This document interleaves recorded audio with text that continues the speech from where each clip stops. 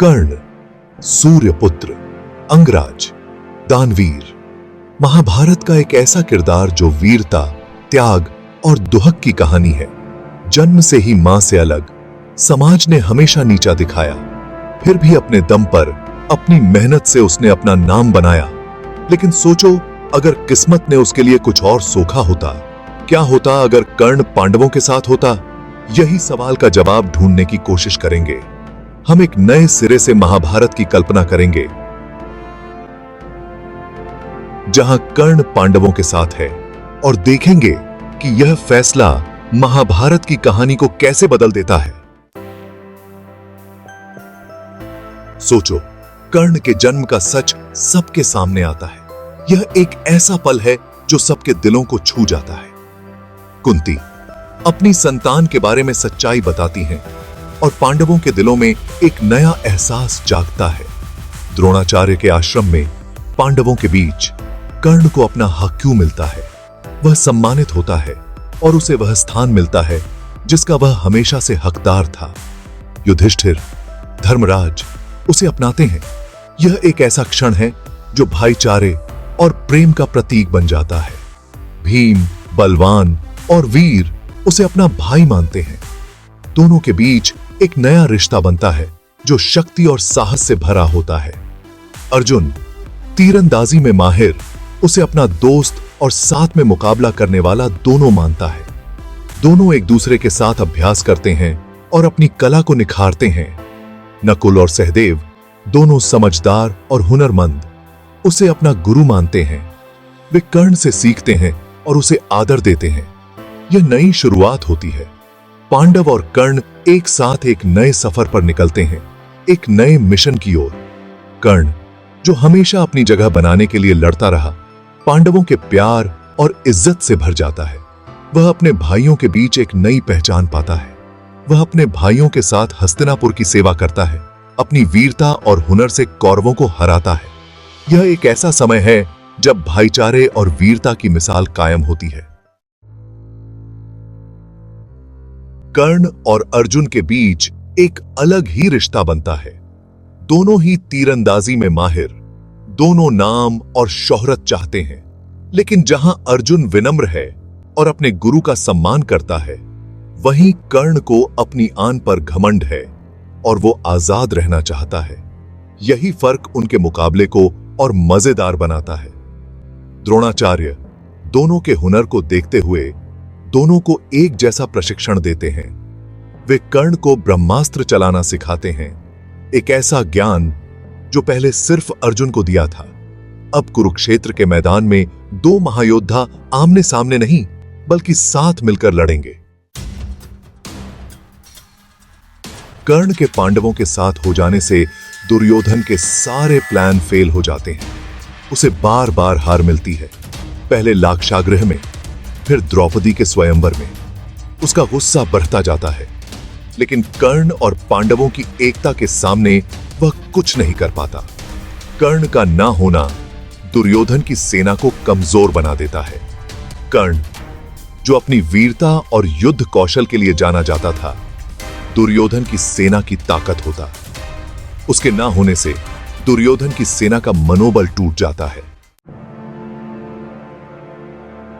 कुरुक्षेत्र का युद्ध, जो पहले कौरवों और पांडवों के बीच एक भयानक युद्ध माना जाता था, अब धर्म की जीत के लिए एक पवित्र युद्ध बन जाता है।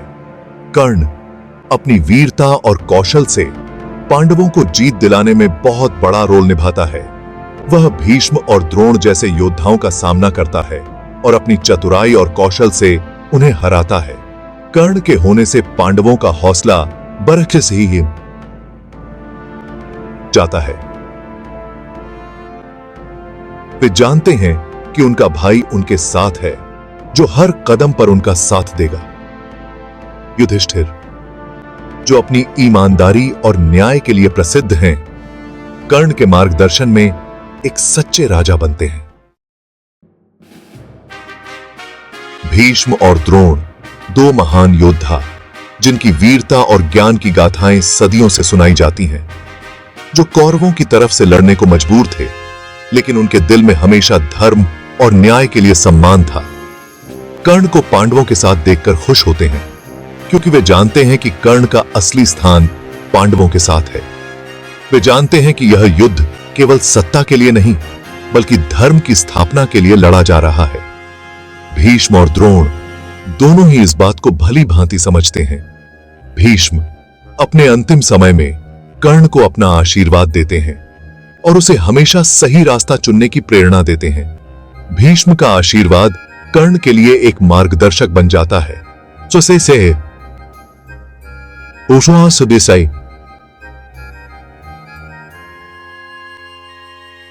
धर्म और न्याय के मार्ग पर चलने की प्रेरणा देता है। द्रोण, जो कर्ण को अपना शिष्य मानते थे, उसे युद्ध के गुर सिखाते हैं और उसे एक महान योद्धा बनाने में महत्वपूर्ण भूमिका निभाते हैं। द्रोण का मार्गदर्शन कर्ण के लिए अमूल्य साबित होता है, क्योंकि वे उसे न केवल युद्ध की तकनीकें सिखाते हैं, बल्कि उसे एक सच्चे योद्धा के गुण भी सिखाते हैं। वे कर्ण को बताते हैं कि एक सच्चा योद्धा वही होता है जो धर्म के लिए लड़ता है और गलत के खिलाफ आवाज उठाता है।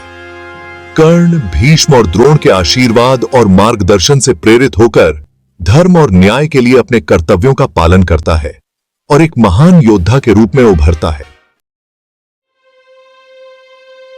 कुरुक्षेत्र के युद्ध में अभिमन्यु का बलिदान एक बहुत ही दुखद घटना थी। लेकिन क्या होता अगर कर्ण पांडवों के साथ होता? क्या अभिमन्यु बच सकता था? यह एक ऐसा सवाल है जिसका कोई पक्का जवाब नहीं है। कुछ लोगों का मानना है कि कर्ण के होने पर अभिमन्यु नहीं मरता। हालांकि यह भी कहा जा सकता है कि कर्ण के होने से अभिमन्यु की मौत के बाद के घटनाक्रम बदल जाते। कर्ण अपने भतीजे की मौत से क्रोधित होकर कौरवों पर और ज्यादा जोर से हमला करता और शायद युद्ध को जल्दी खत्म करने में महत्वपूर्ण भूमिका निभाता।